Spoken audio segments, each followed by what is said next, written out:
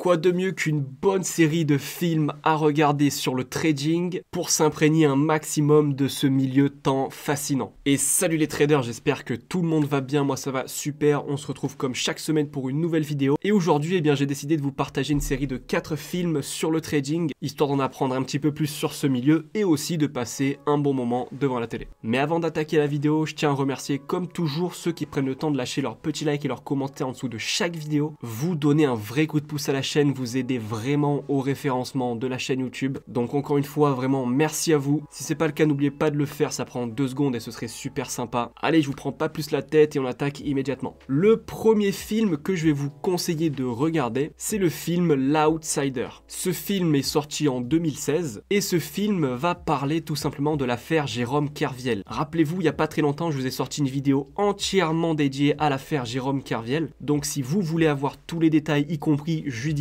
n'hésitez pas à aller la voir, je vous mets une petite fiche juste en haut. Ou sinon, vous pouvez très bien regarder le film, ce sera très bien aussi. Donc, pour rappel, Jérôme Kerviel, qui c'est? Jérôme Kerviel, c'était un ancien trader de la Société Générale qui a tout simplement fait perdre 5 milliards à son employeur. Comment? Eh bien, en fait, il prenait des positions avec d'énormes risques sur les marchés, des risques que la Société Générale ne pouvait même pas assumer. Évidemment, il faisait ça sans trop, officiellement sans trop qu'on le sache. Et un beau jour, ses employeurs s'en sont rendus compte. Et c'est à ce moment-là qu'il a fallu clôturer toutes les positions. Et c'est là que la Société Générale a perdu des milliards d'euros à cause de Jérôme Kerviel. Donc dans le film L'Outsider, vous allez voir un petit peu son parcours, d'où est-ce qu'il vient et comment il a fait pour en arriver au sommet, on va dire, à la base, avant d'entamer sa descente aux enfers, en tout cas niveau professionnel. Ce film, il est vachement intéressant parce que déjà, son histoire, elle est incroyable, et aussi parce que vous allez apprendre 2-3 petites choses qui sont assez spécifiques au domaine du trading, donc c'est plutôt cool. On enchaîne avec le second film que je vais vous conseiller,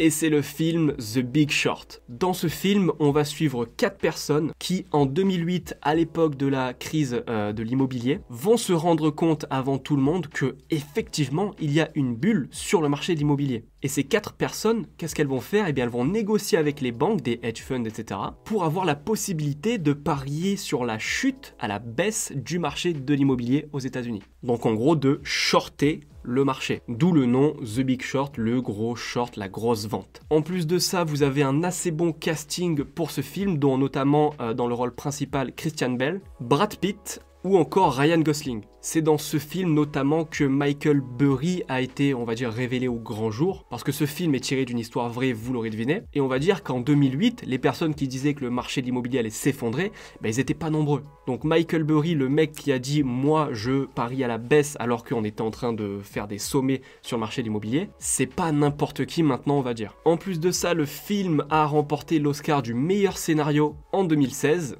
Le film dure un petit peu plus de 2 heures, mais je vous le conseille fortement parce que comme pour le premier film L'Outsider, c'est hyper intéressant. Allez, on passe au troisième film que je vous conseille de regarder si vous êtes intéressé par le milieu du trading, des marchés financiers, etc. Et celui-ci, ça va être un classique, Le Loup de Wall Street, sorti en 2013, réalisé par le fameux, qu'on ne présente plus, Martin Scorsese, et Leonardo DiCaprio dans le rôle principal de Jordan Belfort. Ce film est aussi inspiré d'une histoire vraie. Il raconte l'ascension vers la fortune d'un courtier en bourse, Jordan Belfort, ainsi que les différentes magouilles qu'il a pu effectuer, ce qui l'amènera aussi à une descente aux enfers et notamment en prison. Personnellement, je tiens ce film particulièrement dans mon cœur. Pourquoi? Parce que c'est tout simplement grâce à ce film que j'ai découvert le milieu des marchés financiers, des courtiers, de la bourse, etc. Et c'est donc grâce à ce film que je me suis lancé dans le trading après avoir fait plein de recherches. Ce film, c'est pas forcément le film le plus axé trading de la liste que je vais vous partager, parce qu'on est plutôt quand même sur quelque chose d'assez drôle et éloigné du trading actuel. Déjà, Jordan Belfort n'était pas un trader,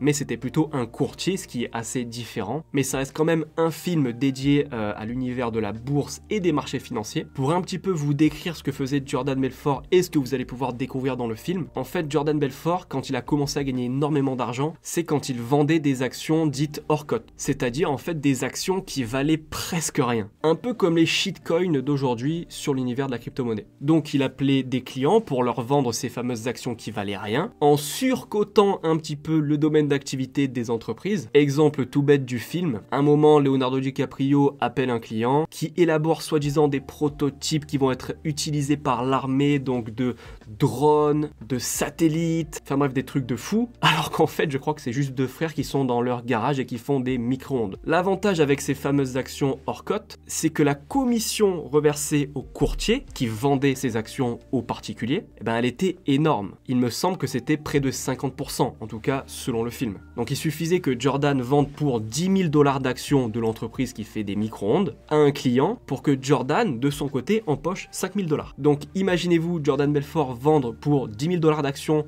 tous les jours, toute la semaine, tous les mois de toutes les années, ça fait énormément d'argent. Et comment est-ce qu'il atteignait ce genre de résultat? Parce qu'il était très très bon dans son domaine. Jordan Belfort, c'est un vendeur né. Donc voilà, le loup de Wall Street, énorme classique, énorme coup de cœur pour ma part. Il y a beaucoup de chances d'ailleurs que vous l'ayez déjà vu, mais je vous le recommande fortement si c'est pas encore le cas. Et on va passer au quatrième et dernier film que je vais vous proposer, et ça va être le film Wall Street, ou plutôt les films. Parce que oui, on a eu le premier film Wall Street qui est sorti en 1987, mais aussi un second film, une sorte de préquel, sorti en 2010, qui est beaucoup plus récent, intitulé Wall Street, l'argent ne dort jamais. Faut savoir que le premier film, donc sorti en 1987, lui aussi est assez connu. Il a été réalisé par Oliver Stone et on a l'incroyable Michael Douglas dans le rôle principal. Le thème du film, c'est les marchés financiers et aussi les dérives qu'il peut y avoir dans ce milieu. Alors rectification, juste, c'est pas Michael Douglas dans le vrai rôle principal. Le rôle principal, il est surtout détenu par Charlie Sheen. Michael Douglas, lui, tient le second rôle, mais il est tellement exceptionnel que voilà, on le met limite au même rang que le rôle principal. Dans ce film, on a le jeune Bud Fox, interprété par Charlie Sheen, qui est courtier lui aussi comme Jordan dans le loup de Wall Street, qui est attiré par l'univers illégal mais aussi lucratif de l'espionnage industriel. Enrôlé par celui qui deviendra son mentor Gordon Gekko, interprété par Michael Douglas, il va vite se rendre compte que le prix est très cher à payer pour autant d'argent gagné aussi facilement. Le film dure 2 heures, celui-ci est une totale fiction, ça n'est pas tiré d'une histoire vraie, même si on s'en doute, il y a très